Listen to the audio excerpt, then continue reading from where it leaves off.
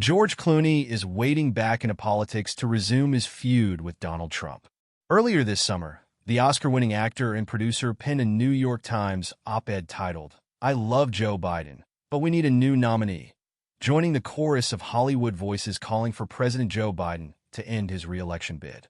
Trump didn't take kindly to Clooney's involvement and penned a social media response dubbing him a fake movie actor and urging him to get out of politics and go back to television. "I will if he does," the Ocean's 11 star said during Tuesday's Jimmy Kimmel Live. "That's a trade-off I do."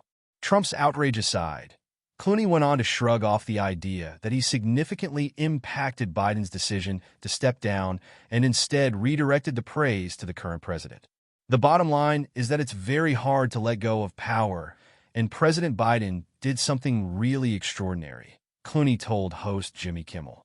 "And honestly, I do think that's what should be focused on." Kimmel then asked Clooney if the thought of Trump winning the presidency gave him any pause about speaking out. "Have you thought about if Donald Trump wins, have you thought about the possibility he might use the power of the federal government against you personally?" "Yeah, I have. But I'm confident in the fact that he's coming after you first," Clooney said with a laugh, alluding to Kimmel's consistently critical coverage of the former president. "You know that theory about you don't have to be faster than the bear. You just have to be faster than the one kid? You're that one kid, pal." Kimmel then proposed another idea, joking, "Have you thought about writing an op-ed in the Times asking him to step down? Because it worked once, why not try it again?" "Yeah," Clooney laughed. "He's a big fan of mine." Prior to Biden's July 21st announcement that he would be dropping out of the race and endorsing Vice President Kamala Harris, Clooney was one of many to express concern about his ability to lead the Democratic Party to victory. The Joe Biden I was with 3 weeks ago at the fundraiser was not the Joe Big FING deal Biden of 2010, Clooney wrote in his July 10th op-ed. "He wasn't even the Joe Biden of 2020. He was the same man we all witnessed at the debate."